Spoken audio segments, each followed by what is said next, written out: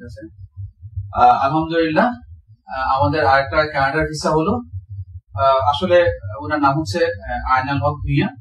ভাইয়ার বাড়ি হচ্ছে কুমিল্লাতে। ভাইয়া ঢাকাতে একজন ব্যবসায়ী। আসলে অনেকদিন ধরে ওনার সাথে কমিউনিকেট করার পরে তারপরে উনি একদিন হঠাৎ করে আসলো। তারপরে সামহাও উনি আমাদেরকে কাজটা দিল। আর আমরা খুব আশাবাদী ছিলাম ওনাকে নিয়ে। ওনার মোটামুটি কিছু ট্রাভেল ছিল। আলহামদুলিল্লাহ আমরা ওনাকে নিয়ে সাকসেস হতে পেরেছি।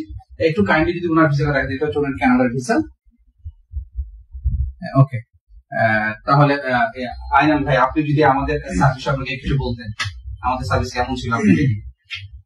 ধন্যবাদ দেওয়ার মতো ভাষা আমার আসলে নেই ভাই। আপনি থেকে ফারুক ভাই, আপনি আমার জন্য যা করছেন আসলে আমি চিরকৃতজ্ঞ। এটা পিছনে আসলে কারণ কি, আমি অনেকগুলো কনসালটেন্সিতে গিয়েছিলাম, বাট আপনার কাছে যখন আমি যোগাযোগ করা হয়, আপনার কাছে আসার পরে আপনি আমাকে যে যে প্রবলেম গুলো দেখাইছেন যে কানাডা ভিসা পাওয়ার ক্ষেত্রে আপনি কি কি সমস্যা হতে পারে। কানাডা ভিসা কিন্তু ওর জন্য পক্ষে ভাই আমাকে যেটা বললো যে ডকুমেন্ট বেসড ভিসা হচ্ছে।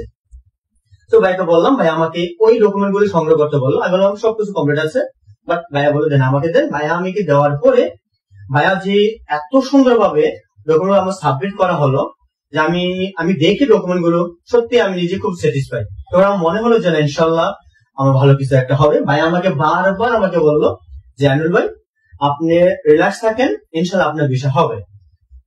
তো কি আর বলবো, 1 মাস 15 দিন পরে ইনশাল্লাহ আমি মেল পেয়ে গেলাম। সত্যি ওই দিন আমি খুব আনন্দিত। ভাইকে আমি কি বলবো, ভাইয়ের কাছে আমি অনেক ভাইয়ের কাছে আমি চিরকৃতজ্ঞ রয়ে গেলাম। Thank you so much. Thank you.